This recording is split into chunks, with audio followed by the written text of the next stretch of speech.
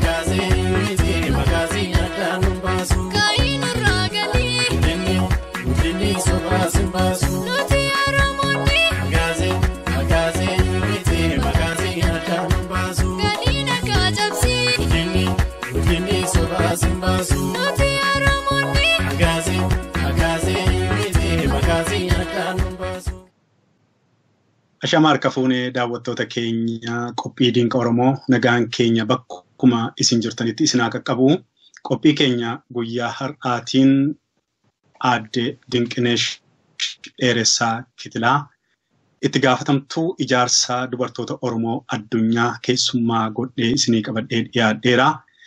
Egaa akkuma kanaan dura qophii kanarratti dubartoota maaliif hin dhiyeessitu jettanii na gaafataa turtanitti har'a mataa dhumarraan asii gadi jalqabuudhaaf itti gaafatamtuu dhimma dubartoota Oromoo Addunyaa keenya aadde Dinqineesh Dheeressaa Kitilaa keessummaa godhee isinii qabadhee dhiyaadheera. Turtii keenya guyyaa har'aa kana keessatti ogeessa teknikaatiin kan na duukaa jiru Nuuree sabaati.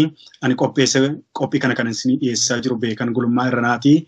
Egaa keessummaan koo kun yeroo ammaa kana biyya Ameerikaa keessumattuu magaalaa guddittii Ameerikaa biyya Waashingiteen DC jedhamu biyya pirezidaantiin biyyichaa keessa qubatee jiru achi jiraatti.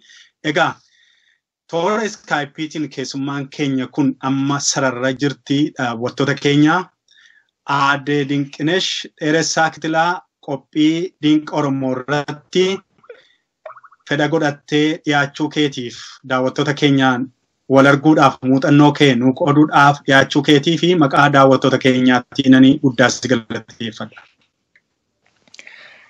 Galatoomi Beekan ati sina affeeruu keetii fi warri kanarratti qopheessitanii asitti na affeertanii na gaafachuuf qophaa'uu keessaniif guddaa galatoomaan jedha. Ayyee galatoomii egaa uummanni keenya miidiyaa adda addaa irratti akka isaan si beekan abdii guutuun qabaa. Haa ta'u malee qophii Diinqa Oromoo kanarratti egaa yeroo jalqabaatiif keessummaa haaraa godhee waan ansi fudhadhee ba'eef seenaadhuma keerraa jalqabuun barbaada. Mee Aadde Dinqinesh Dheeressaa Kitilaa haala guddina ishee, haala maatii, haala barumsa ishee fi haala himala biyya keessaaf alaa walumatti qabaattee akkamitti guddattee akkamitti as geesse mee kana daawwattoota keenyaaf akkanaa qoodduun kabajaan si gaafadha. Galatoomi ani dhaladhee kanin guddadhe baadiyyaa Oromoo keessatti maatii qotee bulaa warra ta'an keessatti dhaladhee guddadhe. Yeroon guddadhu ijoollummaatti warri koo ijoollee otoo hin godhatiin turanii waan na argatanii fi abbaan koo barachuu qabdeedhee biyya Goojjam Gabaatii qeesii manatti fidee na barsiise. Achii booda immoo iyyuu qeesii ergaan baradhee booda isatti aanutti deemuuf fagoodha manni barumsaa nurraa. Kanaaf haati koo mana ishee jireenya ishee dhiistee na fudhattee magaala Shaambuutti galtee achi tokko amma 8tti baradhe Shaambuutti. Tokko amma 8tti waggaa 4 walakkaa keessatti baradhe. Achi 8 ol hin jiru naannoo sana manni barumsaa Bishooftuu Evangelikal Kolleejjan jedhamu. Tini sagalee jalqabee achumaan egaa heerumeen Bishooftuu dhufee otuun ijoollee godhadhu Bishooftuu 9 baradhee achi dargiin mana barumsaa sana fudhatee naannee haayiskuulii biraa Tanaanyii Warqisa jedhutti immoo 11-12 baradhee achi yuunivarsiitii galee kiiloo 6. Galee achi maanaajmentii fi paablik adiministireeshinii yan jedhuutiin digirii gosa jalqabaa argadhee achi eebbifamee isa booda digirii gosa lammaffaa biyya Ameerikaa addanatti non-profit management and leadership isa jedhuun maastersii koo fudhadhee. Kana fakkaata haalli barumsa koo fi haalli dhaloota koo. Kabraa ana feeru. Egaa baay'ee gaariidha keessumatti amma kanatti dubbatte kutaa 1 amma 8 keessatti waggaa 4 walakkaattan fixee sanaa fi ijoollee godhataan baradhee isa jettu kanarrattan xiqqoo waa qulqulleeffachuu barbaade. Sun akkamittiin ta'e Aadde Dinqinesh daa'imman godhataa barumsa hordofuun hin cimu. Akkuma kana immoo akkamittiinidha yeroo sana kutaadhaa gara kutaatti utaaluutu ture immoo akkamitti kutaa 8 waggaa 4 walakkaa gidduutti xumuramuun danda'ama. Sun muuxannoo ormaa fi saba keenyaaf irraa akka waa barannu kan kana qulqulleeffachuuf irra deebiin si gaafadhe. Gaafaan jalqaba galu semisteera tokko fixanii lammaffaa irratti hin galee akka biyya sanaatti Yekkaatit isa jedhan keessan galee yeroon galu kutaa tokko nagashanii achitti yeroo na ilaalanii haalli koo isa wajjiniin waan wal gituun isaanitti hin fakkaanne kutaa lama nagashanii yeroodhuma sanaa. Kutaa lama keessaa qormaata waggaa dhumarratti dhibbuman fidee averejii dhibbuman fidee achi 3 gali jedhanii 3 gaafaan galu egaa 3 yeroo gallu immoo qormaata nuu kennu turani. Anaaf mucaa tokko kutaa sana keessaan qormaata an darbinee double promotion jedhu 3 galuu fi qormaata kutaa 3 sana immoo akka carraa ijoollee irraa daftarii fudhadhe ganna sana dubbisaa waaniin turee fi 3 gaafa qoramnu jalqabuma mana barumsaa gaafa jalqabamu yeroo qoramnu isas garuma 100 fide. Average isaa 100 fide kun 3tti sin taatu jedhanii 4 nagashanii. 4 nagashanii 4 egaa waggaatti hin darbaa ture. Yeroon darbu egaa tokkoffaan bahan ture. Kutaa keessaa tokkoffaa bahaa. Amma 8tti fixee. High schooliin galee egaa high schoolii galee egaa waggaa 16tti heerume. High schoolii galee barachaa dhumaan ijoollee godhachaa ture. Haalli maatii koo ammaan yuunivarsiitii fixutti inumaan dahaa. Ijoollee 4 qabaa ofii koo hankoo. Ijoollee immoo 11 qabaa. Waaqayyoon haa galatu. Ijoolleen koo arfanuu ijoollee qabu.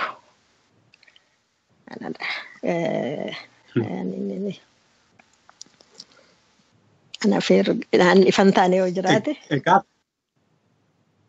Egaa kuni waan hedduu namatti toludha. Maaliifan kana kaase sitti fakkaate ammaa yeroo baay'ee haala jireenya garaagaraatiin ta'uu danda'a argitee biyya keenya keessatti amma keessumattuu Oromiyaa lafa ati keessaa baatee dhufte sanatti haala itti shamarran keenya karaatti haala adda addaatiin cabanii hafantu jiraafan kana deebise. Kanaan gaaffii biraatiin sitti deebi'uun koo hin oolu. Garuu kuni fakkeenyummaa gaarii waan qabuufidha.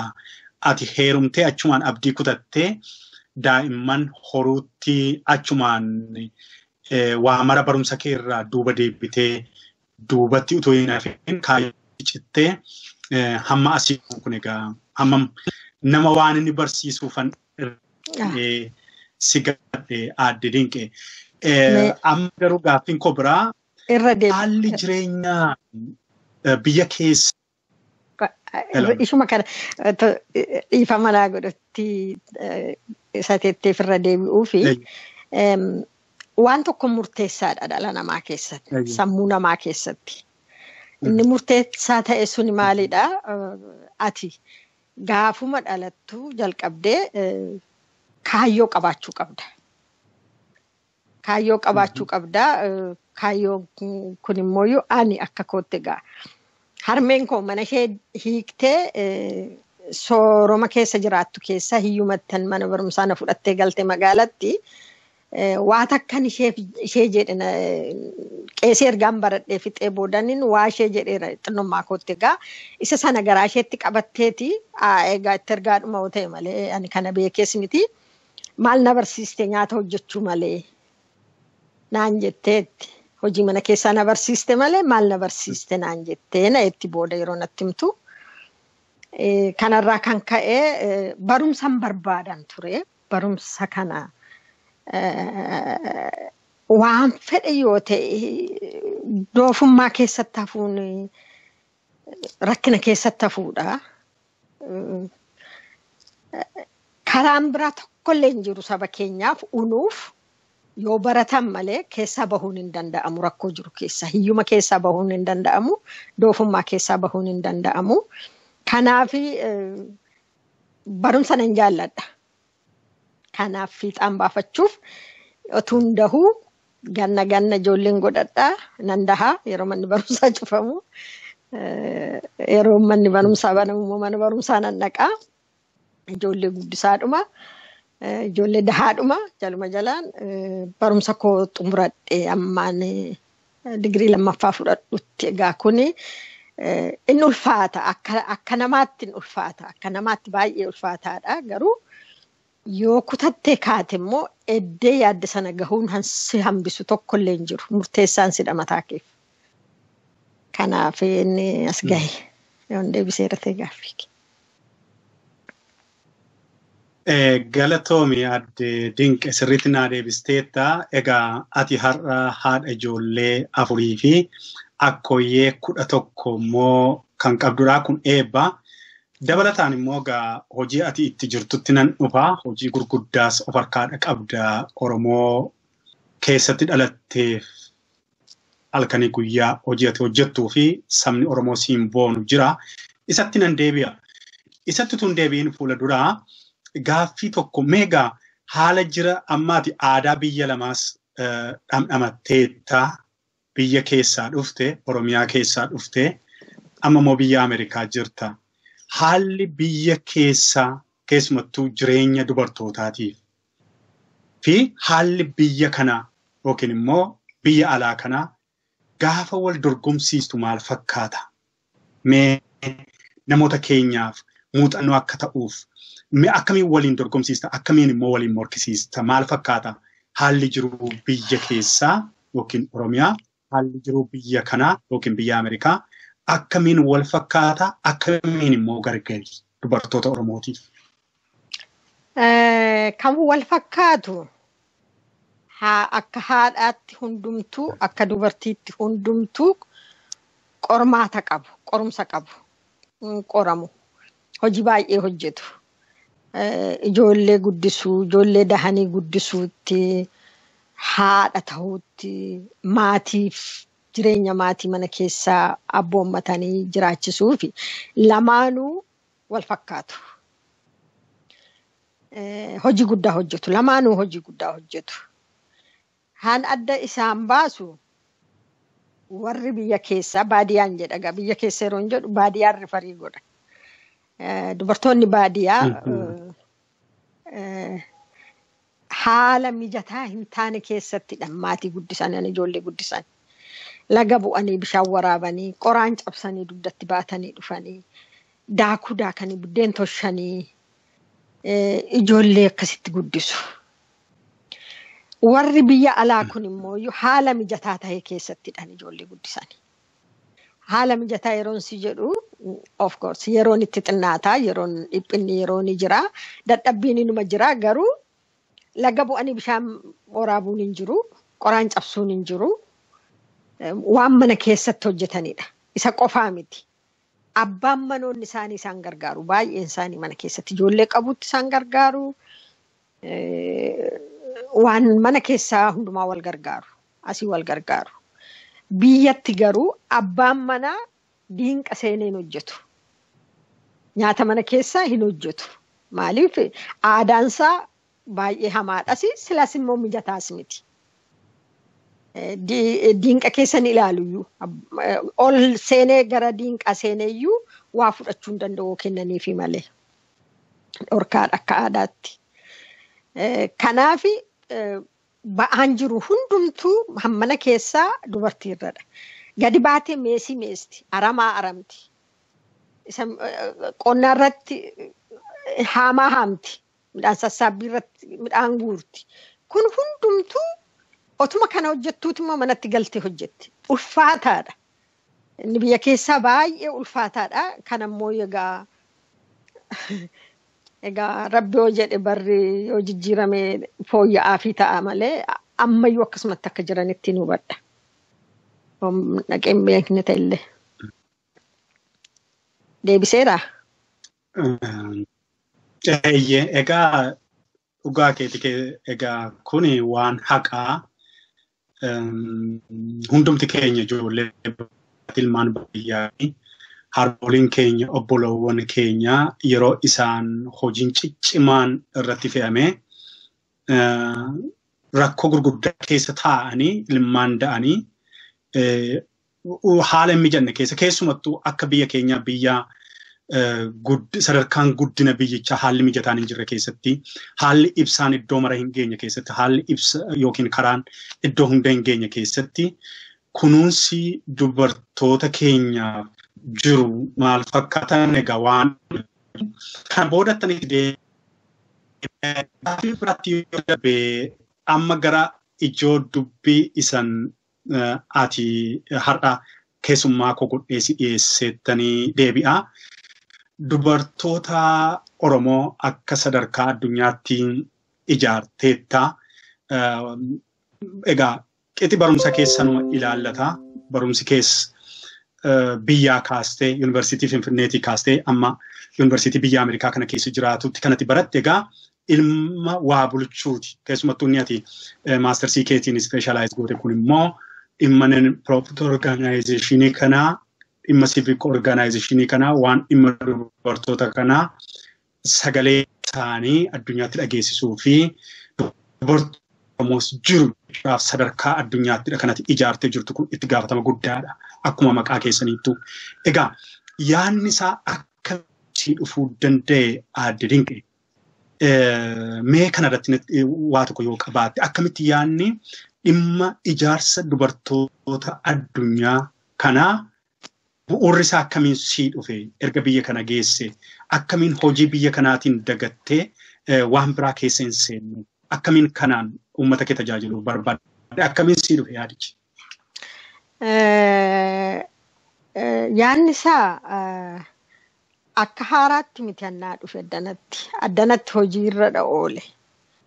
Yaadni isaa duruma biyya keessa yeroo hin jiru rakkina dubartoota keenyaan an argaa baadiyyaa keessatti waan irra gahaa jiru. Rakkina aadaanis karaa adda addaa dubartoota waan gadi qabu jira. Kana keessaa bahuu fi maal gochuu barbaachisa maal goonaa isa jedhudha. Biyya sanatti namatti hin tolu akka barbaadanitti dubartoota ijaaranii sochoosuun nama rakkisaa. Barumsa walii kennuun nama rakkisaa.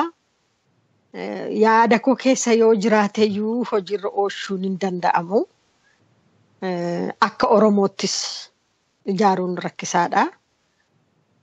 Kanarraa kan ka'e garaa koo keessa utuma jiru yaada koo keessa akkamitti fooyyee argata jireenyi nama keenya akkamitti fooyyee argata ijoolleen keenya akkam ta'u gara fuulduraatti maal wayyasa jedhu kana yaadaan ture ergaan biyya kana dhufe immoo hancaalu hanna yaaddessutu na mudate maalinni immoo yeroon ilaalu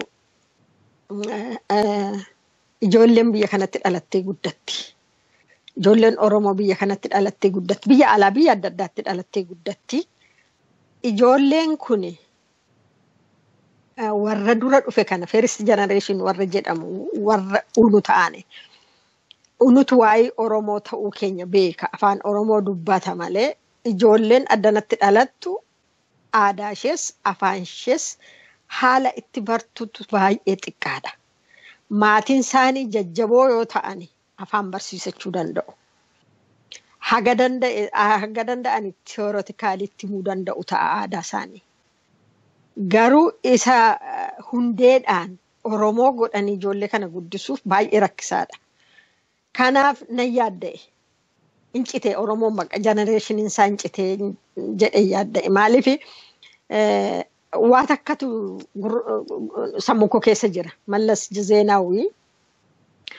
Oromoon yeroo biyya alaa dhaquuf jedhu haa dhaqanii dhiisaa jedhe. Haa dhaqanii jedhe. Dargiin hin dhowwa ture. Oromoon viizaan argatu biyya alaa bahuuf. Warra hojii isaanii hojjetan yoo ta'an malee. Mallas garuu faallaa sanaati. Dhiisaa haa deemanii jedhe. Dhiisiidhumatti namni akka barbaadetti bahee Oromoon. Inni kaanis baqate inni kaanis akkuma ta'etti bahe. Inni ni beeka biyyaa obahanii Oromummaan isaanii akka badu beeka.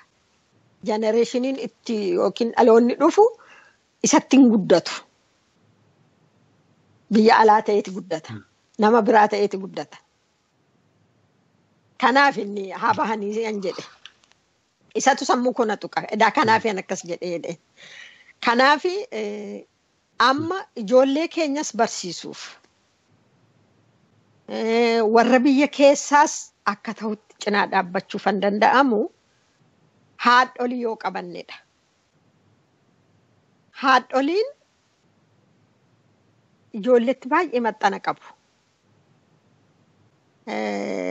Barumsa saayikooloojii keessatti dubartiin ulfa taate kitaaba ijoolleen ishee maal akka barachuu qabdu dubbistii fi ulfa taate. Nuti nun beeknu miti. Nuti ulfa garaa keessa dhalli jiru maal beekanneeti isaaf dubbisna. Dubbateeyyuu afaanii keeyyuu erga guddateeti nuti waa barsiisuu hin jalqabnu. Qubeellee tokko lama inni barsiisuu jalqabnu. Ulfa tahanii mucaa garaa keessa jiruuf kitaaba dubbisuufi. Kanaaf egaa ulfa taatee garaa keessaa otoo qabdu afaan barsiisuu dandeessi haati. Achuma keessaa baraa dhufa jechuudha. Hin dubbatiin malee baratee dhufa. Dhalata mucaan yeroo dhalattu yookiin yeroo dhalattu. Kanaaf haadholiin baay'ee barbaachisoodha. Ijoollee kana Oromoo godhanii guddisuuf barbaachisoodha. Egaa akkamitti walitti finnee immoo kanammoo walitti himnaree yoo ijaaramne malee. Kanaaf ijaaramuun barbaachisaadha. Ijaaramuun humna akka ta'e hundumti keenya beekna waliigalla irratti waliigallee dheeyyaadha. Haadholiin yoo ijaaramanii garaa keessaa jalqabanii ijoolleen isaanii amma ofii isaanii of dandahanii isaan biraa deemanitti irra caalaa haadhatti dhiyaatu. Riisarchiin biyya kanaa tokko maal jedhaa? Haati jechoonni harki sadiin ijoollee isheetti yeroo dubbattu abbaan harka tokko qofaadhaan dubbatu jedha. Kanaaf haati ijoollee ishee afaan Oromoo barsiisuu dandeessi. Haati aadaa barsiisuu dandeessi. Sirriitti harka sadii caalti abbaa jechuudha. Akka riisarchii biyya kanaatti. Kanaaf dubartoota kana yoo walitti finnee ijaarree wal barsiisne dhaloonni dhufu Oromoo ta'ee jiraachuu danda'a, itti fufuu danda'a. Isa nutti aanu nuti barsiisna.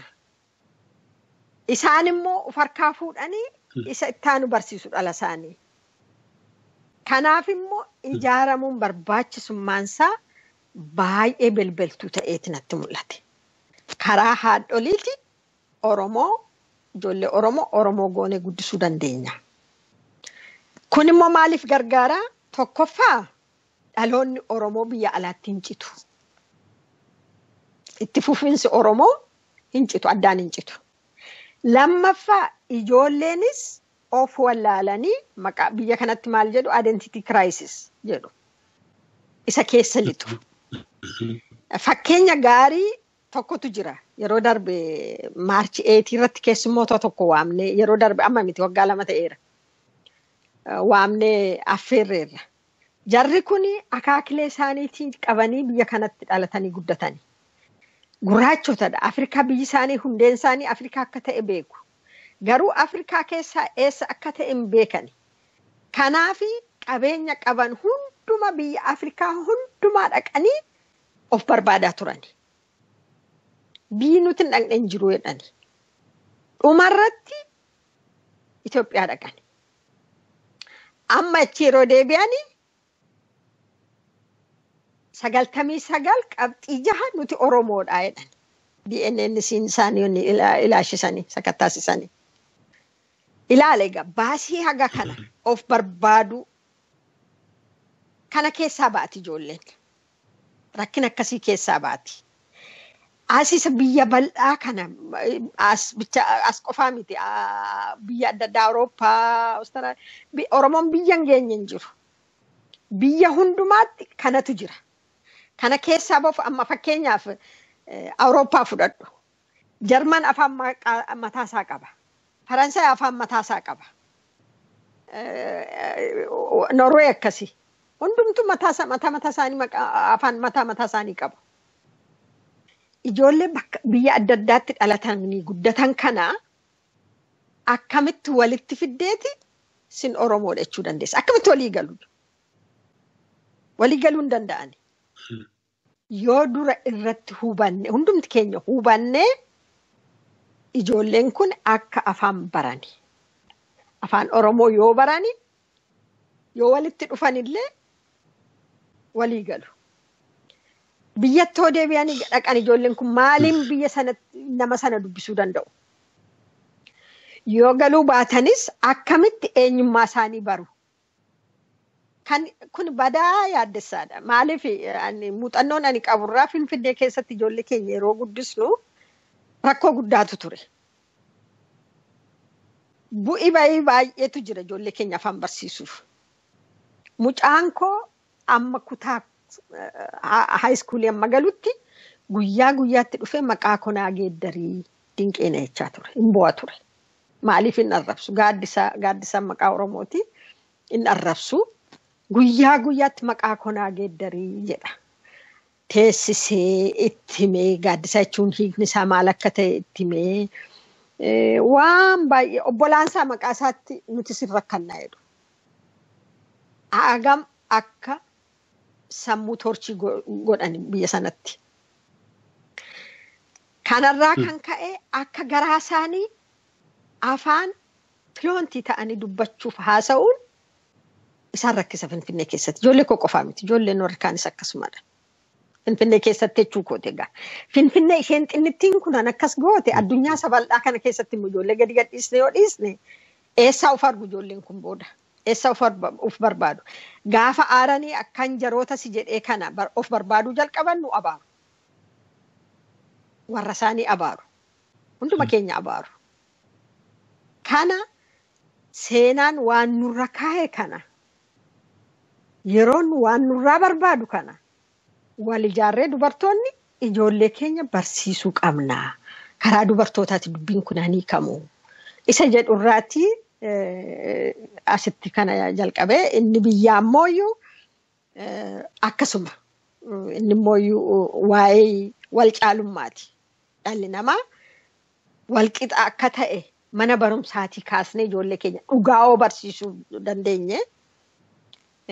Kaarikulamii biyya sanaa keessa yoo galee dubartiin akka dubartiitti gadaantummaa ishee ofirraa kaasti. Ani gadaantuudhaan amannee guddanne. Ani gadaantuudhaan dandeenyu dhiira wajjin waliin ginnu guddanne jaallannee miti. Kanaafi hojiidhaan garuu of course dhalootaan fiizikaalii waan adda addaatiin baayoloojikaalii wal caaluu dandeenya. Garuu sammuudhaan hojiidhaan waan hojjettee galuu akka dandeessu dubartiin amanuu dadhabne. Amanuu qabna kana. Kanammoo isa sanaaf immoo namni waliin caalu inni tokko hiyyeessa, inni tokko sooressa, inni tokko Amaara, inni tokko Oromoo, inni kan akkasi jedhanii inni olaantummaaf gadaantummaan sammuun namaa akka fudhatu tahee nurratti miira keenya irratti hojjechaa turan sana hamballeessuu dandeenyu hundeerraa ijoolleen mana barumsaatii jalqabne dhugaa barsiisaa oo dhufnedha. Isa jedhudha. Isa immoo bara Waaqayyo jedhe biyyatti immoo hojiirra oolaa jechuudha. Kana dhagaa hundeen jalqabasaa. Daawwattoota keenya dhimmi maree keenyaan nuti itti jirru dhimma dubartootaati. Keessumattuu gahee fi hojiiwwan dubartoonni Oromoo itti jiran akka sadarkaa addunyaatti maal fakkaata kan jedhuu fi hojiin isaanii maal akka fakkaatu waliigalatti itti gaafatamtuu ijaarsa dubartoota Oromoo Addunyaa Aadde Dinqinesh Dheeressaa Kitilaa wajjiniin jirra daawwattoota keenya. Egaa ogeessi teknikaa keenya Nuuree Sabaas anaa wajjiniin jira.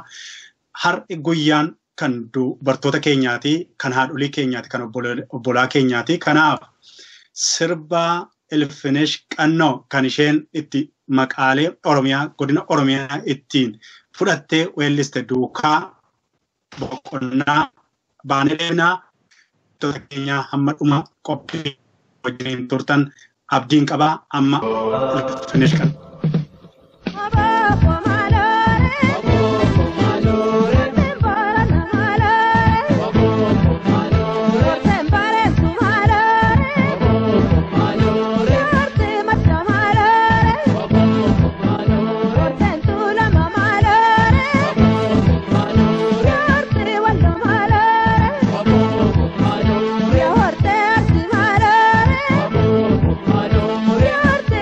Mala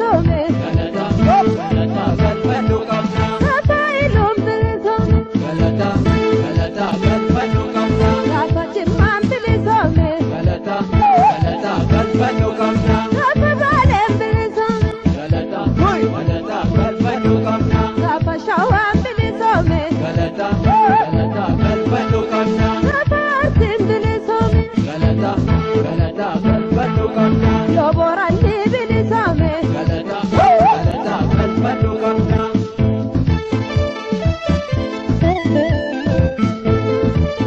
wabo abdii oromiyaa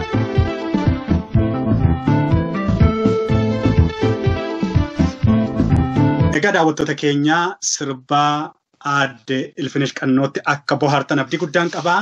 Egaa aadde Dinqinesh akka jaarmiyaa yookaan akka jaarmiyaa ijaarsa dubartoota addunyaa kanaatti ijaarsi keessan kun maal faa hojjetaa jira? Mee waan hamma ammaatti raawwattan keessumattuu yoomii kaatanii ijaarsa kana akka walitti dhufuu jalqabdanii fi eeyyama beekamtummaa argattanii bara kam akka jalqabdanii wajjin biyya alaa kanaa jechuu kooti. Kanaaf hamma ammaatti immoo maal akka raawwattan maal akka hojjettan utuu daawwattoota keenyaaf naa himte.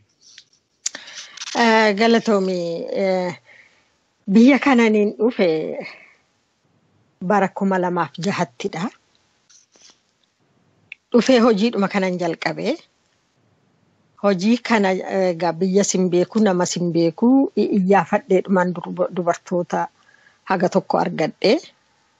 Haga tokko argadheen walitti qabee mari'annee yeroo dheeraa mari'annee dokumentii isaa hundumaa qopheessineeti bara 2007tti ijaaramne. Ijaaramnee ayyama baafannee. Achi immoo miti non profit yookiin immoo tax exempt status jedhamu jira.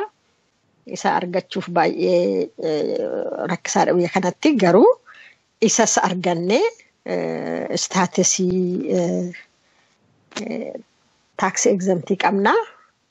Kanaaf ijaaramuun keenya 2007 yeroo ta'u ergasiitii jalqabnee egaa jaarmiyaa kana akka jaarmiyaatti lafa dhaabuurraa jalqabee haga ammaatti hojiilee baay'ee hojjenneerraa jennee yaanna. Maaliif biyya keenya keessatti waan tahaa jiru irratti xalaoota adda addaa mootummoota addunyaatti miti mootummootatti mootummoota wal ta'anii addunyaa UNHCR'ttis karaa adda addaa iyyata yeroo baay'ee xalaa barreessineerraa mootummaa Ameerikaattis egaa walakkaan isaa weebsaayitii keenyarra jira walakkaan isaallee achirra hin teenyamma yoona isa goonaa hiriirota adda addaa baasaas turre baana qopheessaa turre hiriirota yeroo baay'ee asitti qopheessaa turre waltaanee warra kaan wajjiniin of beelessuu guyyaa 2-3 waayitaasii fuuldura dhaabbannee of beelessuu qopheessinee irratti namoota hirmaachisneerraa mootummoota adda addaatti yookiin immoo sadarkaa walgayoota adda addaa irratti sagalee dubartoota keenyaa taanee iyyata yookiin immoo sagalee isaanii taanee dhageessisaa turreerra. Gabaabaadhumatti kana yoo ta'u of course baay'ee qaba hojiinsaa garuu waan hojjetamuu qabu hojjetamaa jira. Afaanis barsiisaa jirra. Barsiisichatti tarii booda dandeenya. Barsiisichatti aadde Dinqee keessumattuu hojii gaggaarii isinitti jirtan tokko waan qorannee arganne qabna isatti boodan dhufaa. Obbeelessi maali kaayyoon obbeelessuu aadde Dinqee daawwattoota keenyaaf akka ifa ta'utti? Kaayyoon obbeelessuu sun egaa mootummaadhuma Ameerikaatti iyyachuufidha waa'ee saba keenyaa waa'ee biyya keenyaa biyya keenyatti ijoolleen ajjeefamaa jirti. Namni qeesarraa buqqa'aa jira. Dhaloonni lafarraa badaa jira. Nu dhagahaa. Amma nu dhageessanii deebii nuu kennitanitti asii hin chochoonu. Jenneeti achi taa'aa turre yeroo achi teenyu sana ammoo warri biyya ilaalan turistoonni biyya adda addaatii dhufu isaanis addunyaa irratti facaasu waan nuti goone sana achitti. Filaayerii qopheeffanneerraa waan maaliif akka achi jirru waan ibsu jira isa hirraa fi yeroo egaa qunnamtiidhuma baay'isuudha. Awareness addunyaatti akka sagalee taanee fi sagalee isaanii taanee miidhama isaanii miidhamne addunyaatti akka ibsiduufi kan kana gochaa turre. Adda Dinqee irratti mari'ataa kan jirru egaa akka jaarmiyaa ijaarsa dubartoota Oromootti maal hojjetaa akka jirtan egaa nu ibsitee jirta. Tarii waan ammallee ibsuun sitti jiru yoo jiraate akka irra deebitee yookaan itti fuftee nu ibsitu abdiin qaba. Hojii keessan keessatti egaa hojii namni hojjetu egaa argitee rakkoon hin jira, danqaan hin jira, mudaan hin jira ta'a. Mee rakkoowwan keessan hojii keessan keessatti rakkoowwan si mudatan yoo jiraatanii mee nuuf ibsime. Rakkoo baay'ee qabna akka namaatti rakkoo baay'ee qabna maaliif dubartoonni Oromoo qaama hawaasa Oromooti. Biyya alaa kana keessatti qilleensi hawaasa Oromoo keessatti bubbisu hundumtuu dubartoota ni tuqaa. Kanarraa kan ka'ee hirmaannaan hin mul'atu badaa baay'ate. Karaa tokkoon rakkinnumti jireenyaa biyya alaa kun mataansaa rakkoodha maaliif yeroo hin qabu namni. Jireenya mataasaarraa hafee xinnoo ishee hirmaannaa isaa bal'isuuf xinnoo rakkootu jira. Karaa biraa ummanni Oromoo diina baay'ee qaba. Bifa kamiinuu Oromoon akka ijaaramu hin barbaadamu. Kanaaf qilleensicha hamaas gaarii san ummaticha keessa jiru hundumtu dubartoota keessas jira. Kanarraa kan ka'e tokkoffaa walwallaaluurraa. Lammaffaa walwallaaluu yeroo jedhu warri barbaadanii hojjechuu barbaadanii yeroo isaanii saba isaaniif kennuu barbaadanii numa jiru. Garuu nuti isaan arguu hin dandeenyu. Yoo ofii isaanii nutti dhufan yoo dhagahan malee karaa biraa labsii nuti baasnu beeksisa nuti baasnu yeroo adda addaatti walgahii yeroo waamnu yoo dhufan malee inni gochuu hin dandeenyu. Inni kaan biyya adda addaatti isteetii adda addaatti ijaaruu numa yaalla numa ijaarras. Garuu akkumaan sila jedhee ijaaramanii dhaabbachuun xinnoo ishee rakkisa. Fakkeenya bakka tokkotti yoo fudhadhe amma bakka nuti ijaarree dubartoota walitti qabnee ijaarree waan barbaachisu goonee seeras baasatanii haala ittiin bulanis wal bushanis hundumaa wal filatanii erga dhumee booda ifa manaa godhii hoggantoonni dhaabolii siyaasaa Oromoos nagaan qabani. Nu jala deemanii diigu. Kana gaa seenaadhumaaf galmeessinee dhiisneerra. Bakka hundumaatti bakka nuti dubartoota qunnamnee waa gochuu yaalletti wanti kun hin jira duubarra. Kun immoo egaa qilleensichuma bubbisaa uummata keessatti bubbisaa jiru kanatu dubartoonni akka ofirratti amantiin godhanne karaa tokko kun jira jedhee yaada.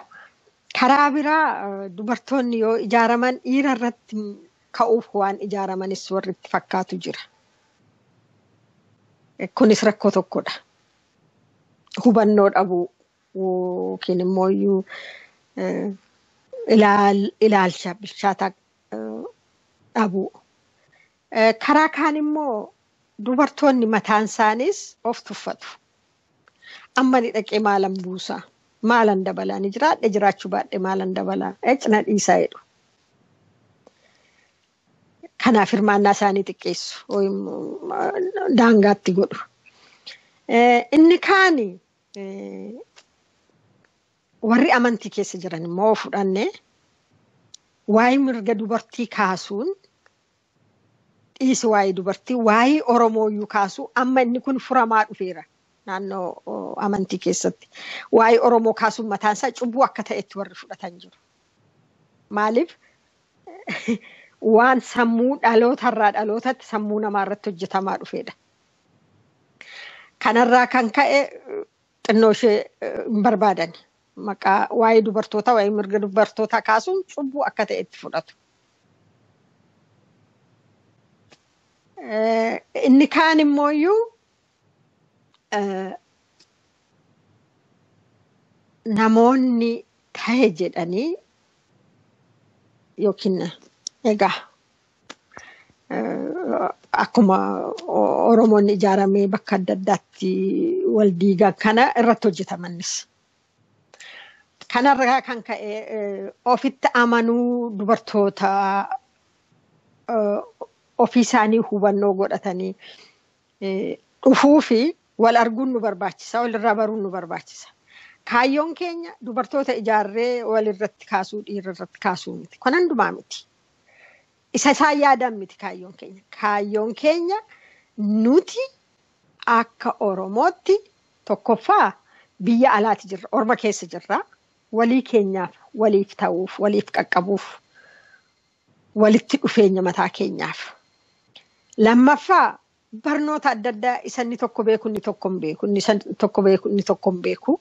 Walirraa barachuuf, walitti yoo dhufne walirraa barachuuf, wal jajjabeessuuf. Inni sadaffaan waan tahaa jiru biyya keenya keessatti, saba keenya keessatti waan tahaa jiru sagalee isaaniif ta'uuf. Inni guddaan garuu walitti dhufne barbaachisummaa ijoollee keenya barsiisuu, afaan Oromoo fi aadaa Oromoo barsiisuu, maalummaa isaanii ijoollee keenya barsiisuu. Inni guddaan kanadha. Dubartoonni bakka jiranitti hundumaatti ijaaramanii mana barumsaa afaan Oromoo hojiirra oolchanii akka barsiisatan ijoollee isaanii, aadaa isaanii. Kuni ijoolleen illee walitti yoo dhufanii wal baru. Liqimsamanii jiru. Saba adda addaa keessatti liqimsamanii waan jiraniif isaan walitti dhufanii wal baranii waliin yoo guddatanii waliin taphatu walii jirree abdii waliif ta'u. Kana hundumaa haadholiin ijaaramanii walitti yoo dhufan ijoollee walitti fidu. Hirmaannaan egaa haadholiin inni guddaan sagalee keenya dhageessisnee falmii mirga keenya biyya namaa keessa jirra. Waa takka yoo nurra ga'e tokko keenyarra waa takka illee yoo ga'e wal cinaa dhaabbannee waan ta'e hundumaa wal gargaaruu dandeenya. Kanaaf namuu kana yeroon jedhu warri dhiiraa baay'ee warri jajjabeessan jiru. Warri hirmaannaa dubartootaa jajjabeessan jiru. Guddaa carraa kan argadhee isaaniin galateeffachuun barbaada. Warriin ani beeku baay'een jiru. Warriin ani hin beeknes immoo numa jiru. Dubartoota isaanii haadha warroota isaanii baasanii warri leenjisaa jiran jiru. Akka gadi bahanii ijaaraman. Akka walitti dhufan, akka tajaajilan. Isaaniin guddaan galateeffadha ammayyuu. Warri hin beeku jiru.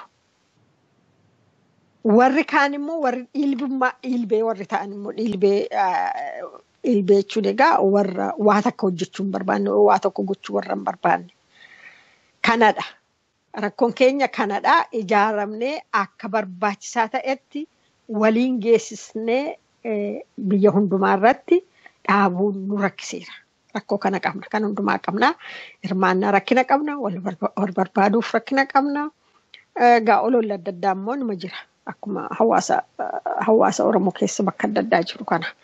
Kana keessaa numa baana abdii godhanna. Namni hundumtuu dubartoonni taa'anii of gaafachuu qabu. Waan seenaan nutti kennu waa'ee ijoollee keenyaa kana irratti hojjechuu qabna ijaaramne. Seenaan booda itti nu gaafata jedha. Kanan jedha hundi ibseera ta'e.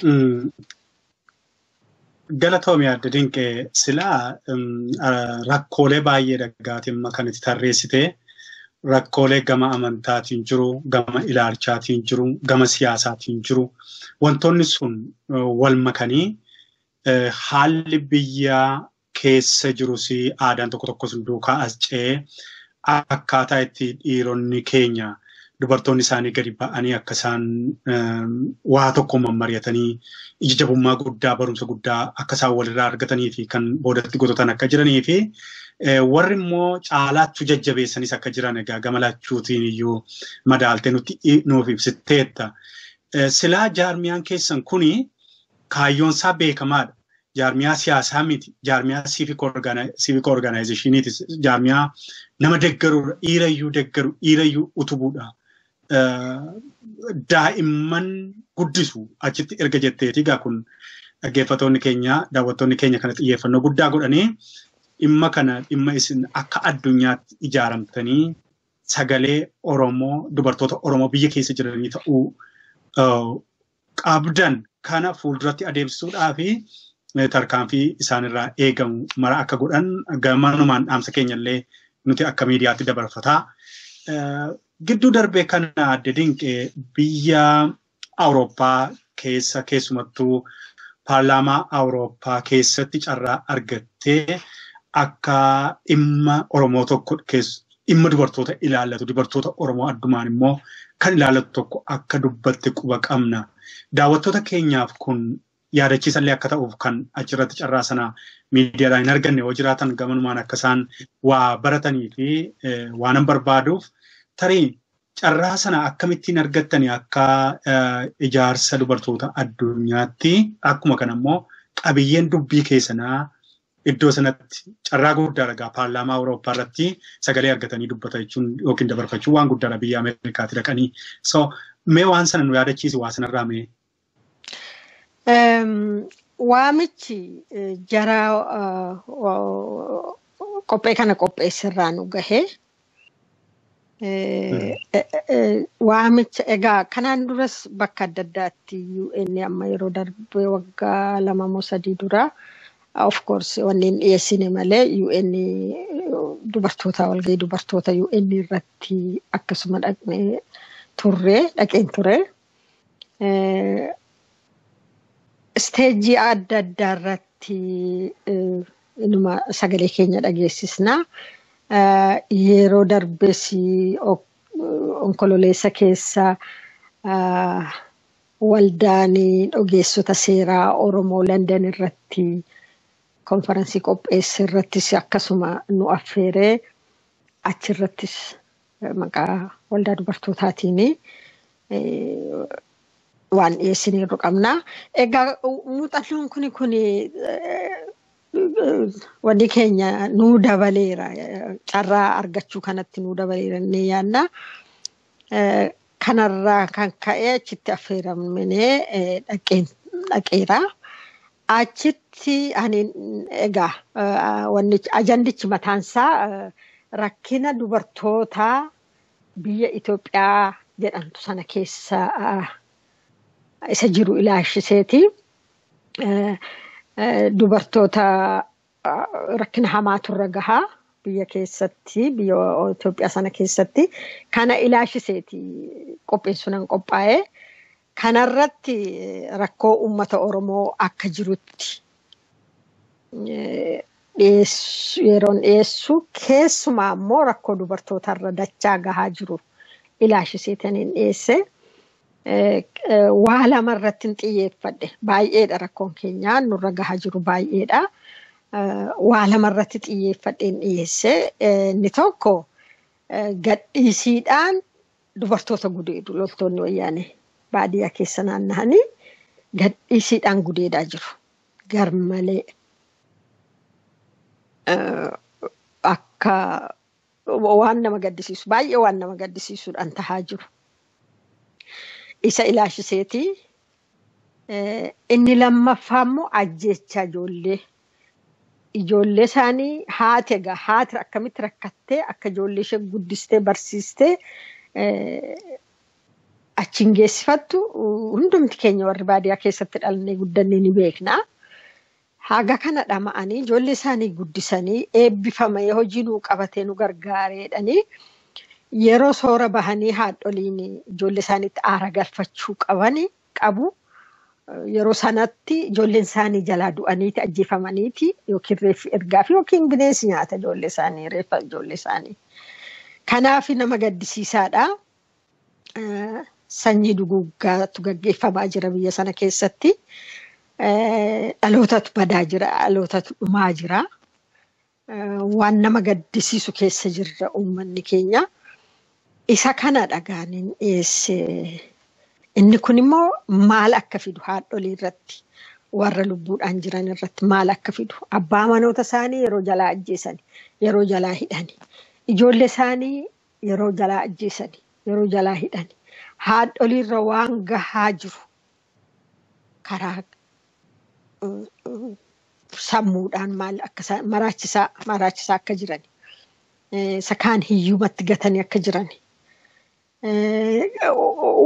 Waan baay'ee dhagaa dhukkuba adda addaatiin faalaa waan gochaa akka jiran dhukkuba qabsiisaa akka jiran gadhiisiidhaan gudeeduudhaan kana dhiyeesse achitti dhageetti gaarii arganne deebineerra baay'ee gammanneerra achitti isa dhiyeessine irratti fudhatama gaarii dhugaa ta'uusaa mirkaneeffataniiru.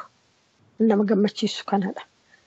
Dhugaadhuma qabatamaadhaan dhiyeessine lakkoomsaan meeqa akka gudeedaman, eessatti akka gudeedaman, yooma akka gudeedaman kana hundumaa toorchariin ijoollee irra gahaa jiru, haadholii irras gahaa, dubartoota irras gahaa jiru kana hundumaa qabatamaatiin dhiyeessinee fi baay'eetti gammanneera. Fudhatama argateera.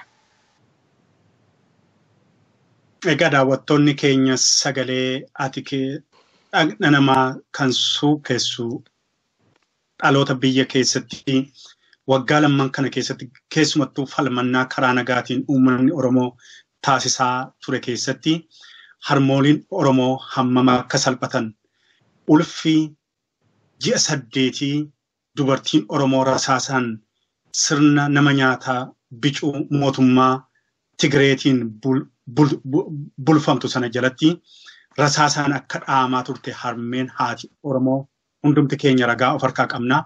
Shamarran Oromoo baanii galuu hamma dhabanitti barattoonni Oromoo karaa irratti rasaasaan akka isaan waadamaa turan egaa ragaa of harkaa qabnudha. Atillee ragaadhuma sana fuula mootota addunyaatti dhiyeessiteetta adda dinqee galata guddaa argadhu kanaafi kanumaan wal qabsiisee egaa harmoolii keenyarra wanti ga'aa jiru tokko lama miti.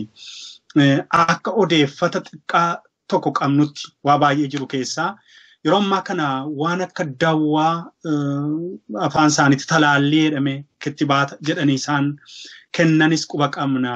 Waan sana immoo yeroo qoratamee jedhamu rakkoo biraa akka inni qabu keessumattuu yaadatta yoo ta'e miidiyaa biraa irratti sabni Amaaraa ragaa dhugaa erga daawwaa isaanii liqimsinee booda daawus hin dandeenye jedhanii waan adda addaa akka isaan kaasaa turani miidiyaa adda addaa irraa hordofaa akka ture. Carraan sun illee Oromoo irra akka jirudha kan nuti argaa jirru. Daawwaan adda addaa humnaan fudhadhu jedhanii tokko shaniin ijaaranii buna danfisanii maaloo godhanii tooftaan akkasii kuni harmoolii Oromootti xaxamee biyya keenya sana keessatti akkaataa akkasiitiin daawwaan isaanii kennamu akka jirudha quba qabna. Kana jaarmiyaan keessan quba qaba adda dinqee kanaan kan wal fakkaatu irratti hammam dhageettii qabdu hammam odeeffannoo qabdu meessanaa wal qabsiistee rakkoowwan ammaa shamarran Oromoo irra dubartoota Oromoo irra ga'aa jiru jettu kanaan wal qabatee odeeffata qabda yoo ta'e mi'aasumaan yaada irratti nuu kennime adda dinqee. Baay'ee gaarii gaaffii gaariidha.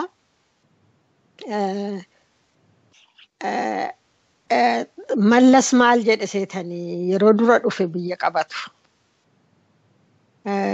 Waa'ee Oromoo Paarlaamaa keessatti yeroo irratti kaasanii saba baay'ee kana Oromoo dallansiistee akkamitti bulchuu dandeessaa jedhamee yeroo gaafatamu egaa gaaffiinsa akka kanaatti daayirektii ta'uu dhiisuu ni mala. Garuu sabni baay'een bicuu ta'uu danda'a. Bicuun immoo baay'ee ta'uu danda'a jedhee ture. Kun egaa bara 1991 yeroo biyya sana dhufudha. Waan akkasii jedhee dubbate. Egaa kuni isaan qophee qabu jechuudha. Uummata Oromoo baay'ina isaarraa sodaa waan qabaniif qophaa'anii otoo bosonaa hin bahiin uummata Oromoo lafarraa balleessuuf sagantaa sanyii duguuggaa bifa dhokataatiin, bifa mul'ataatiin irratti fudhachaa turani. Bara darbe kana keessa walqunnamtiin hawaasaa baay'ee gaarii waan ta'eef saaxilamani. Addunyaan otoo hin beekin uummata Oromoo lafarraa fixee raawwachuuf ture. Egaa loltoonni isaanii HIV qaban kuni baadiyyaa keessa naanna'aniiti shamarran gudeedu. Eersitti dabarsu jechuudha. Kanaaf ragaa ta'u maalidhaa? Qorannaa tokko yeroo darbe yeroon ilaalu baadiyyaa keessatti keessumaa dubartoota irratti qorannoo gaggeessameen bara waggaa 2-3 caalaa dura dubartoonni HIVtiin qabaman baay'ee dabaleera isa durii caalaa. Kanaaf dubartoonni baay'ee miidhamaa jiru HIVtiin isa jedhudha. Haani qorate bira gahee abbaan qorate suni maqaa isaa asirratti dha'uun nan barbaachisu. Kuni maal argisiisaa? Jiruu koo jedhanii akka dhukkubatti facaasaa jiranidha. Tokko kanadha. Inni bira rasaasaan immoo ajjeesuudha. Isa guddatee bira darbe dhalatee jiru lafa gahee rasaasaan fixuudha. Akka immoo ijoollee godhatanii ittiin fufnee fi warra dubartoota baadiyyaa keessatti barsi kontiroolii jedhaniiti kennuufi qoricha. Akkaataan itti isaan qoricha sana kennanii fi baay'ee nama raaja. Shaniin ijaare kana egaa waggaa tokko duran dhagahe. Shaniin ijaaraniiti isheen dura teessuun isaaniif hojjettu suni shanan sana buna danfistee waamteeti ishee biratti dhaliqimsu. Barsi kontiroolii isa jedhamu sana. Isheetu achitti isaan liqimsiisa. Yoo didde inni gabaafamti. Egaa kun waggaa 2-3 duraan turedha. Akka kanaa isa kana utuun gurraa qabuuti maas miidiyaa biraa irratti immoo dubartoonni naannoo Amaaraa anoo qorichi waliin haasa'uu jedhani. Waliin haasa'uu. Anoo qorichicha ergaan fudhachuu jalqabee dahuun dadhabee qorichicha ergaan dhiisees dahuun nan barbaadadhe ergaan qorichicha dhiiseen dahuun dadhabee waliin jedhanii haasa'anis akkasuma jedhanii haasa'u. Kun egaa qoricha maseensu kennuu jechuudha. Qorichi Noorzi Kooriyaa irraa gargaarsaan argameera barsi kontiroolii nan jedhu tokkos gidduu tokko dhageenye turre akkasuma. Kuni akka dhaloonni Oromoo itti fufee dhalan godhanni godhamaa jira. Inni kaan immoo iyyuu wanni waraanu isa qammateettee kana kittibaatii immoo maalii jedhaniiti waraanu ijoollee mana barumsaatti waraanaa jiru. Dhiyoo kana dhayyuun immoo ijoolleen sun waraanamte naannoo Giinci Gudar akkasidhaan niwusirraa dhageenye. Ijoolleen kun waraanamteeti garaa teessisaatiin qabamte. Baay'ee ishee miidhamte. Kun egaa xinnaa irrattis guddaa irrattis dhaloota lafarraa fixuu irratti. Karaa rasaasaan yeroo ajjeesanii amma oduun jalaa bahee isaanii gamsiiseera. Kanaaf immoo amma immoo karaa dhokkataa ta'een qoricha talaalii maalii jedhanii ijoollee fixaa jiru lafarraa. Egaa qaamuma sanyii duguuggaa sanaati jechuudha natti amma na gaafatte kun isumatu gaggeeffamaa jira. Kanaaf ani egaa kana dhagahu ta'een dhagahaan ta'een beeku malee dubartoonni keenya yoo dhukkubsatanii mana yaalaa dhaqanii ogeessi fayyaa yoo isaanii ajaje malee qoricha kam amma fudhatanis fudhachuu baatanis sanyii duguuggaan isaan irratti gaggeeffamaa jira. Yoo didanis ni ajjeefamu. Yoo fudhatanis ni madu. Jechuun dhala dhabuu jechuun du'uudha yookiin immoo qorichatti waraanamanii du'uudha marfee. Kanaaf amma danda'anitti yoo fudhachuu baatan irra wayyaa.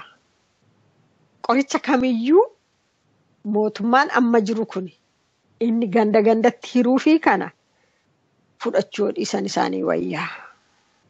Kun immoo dhaloota dhufuu oolchuudha. Akkam banne akka sanyiin Oromoo lafarraan banne gargaara. Kanaaf otoo fudhachuu dhiisan gaariidha. Oo fudhatanis onuma du'u. Yookiin itti aaneen dhufu sumadha. Yoo fudhachuu didanis isumatu isaan eeggata. Waan jijjiiran qabneef yoo xinnaate carraa isaa xinneessu du'a isaanii. Yookiin dhala dhabuu isaanii. Yookiin dhukkubaan qabamuu isaanii. Carraan isaan xinnaate yoo didan. Kanaaf otoo fudhachuu baatan gaariidha jedhee yaada. Daawwattoota keenya egaa dhaamsi gama dura buutuu ijaarsa dubartoota Oromoo addunyaatiin isinii darbaa jiru kun hagam garaa keessan akka inni rukutuu fi daawwattoota biyya alaa biyya keessaa jirtan waa guddaa akka irraa barataa jirtan abdii qabna. Duguuggaan sanyii gama hedduun irratti taasifamaa jiru kun keessumattuu shamarran keenya irratti dubartoota Oromoo irratti daran jabaa akka ta'ee fi duguugginsi sanyii kun immoo qixa hedduun akka irratti taasifamaa jiru. Dhukkubbii adda addaatiin tarsiimoowwan adda addaa sirni sun baafateen duguuggaan hamaan akka irratti adeemsifamaa jiru. Waliin gaaffiif deebii aadde Dinqineesh Ereessaa Kitilaa duukaa taasisaa jiru kanarraa akka beekaa jirtaniif akka barataa jirtan abdii guutuu qabna. Egaa qophii keenya kutaa tokkoffaa kan har'aaf qabannee asumarratti ni xumurraa. Qopheesse kan isiniif dhiyeesse ana Beekan Gulummaati ogeessa teknika keenyaa Nuuree Sabaati. Sirba warraaqsaa shamarran keenyaan sirbame kana wajjiniin nagaatti isiniin jedhaa. Qophii kutaa lammaffaa Aadde Dinqee wajjiniin hanga walitti deebinutti nagaatti naa turaa. Aadde Dinqee atis yeroo kee keessaa naa kennitee hubattoota akka isaan hubatanii fi daawwattoota keenyaa fi beekumsa cimaa kana waan nuuf fiddee fi maqaa daawwattoota keenyaatiin anis galatoomfadha. Galatoomtis Beekan. Galatoom.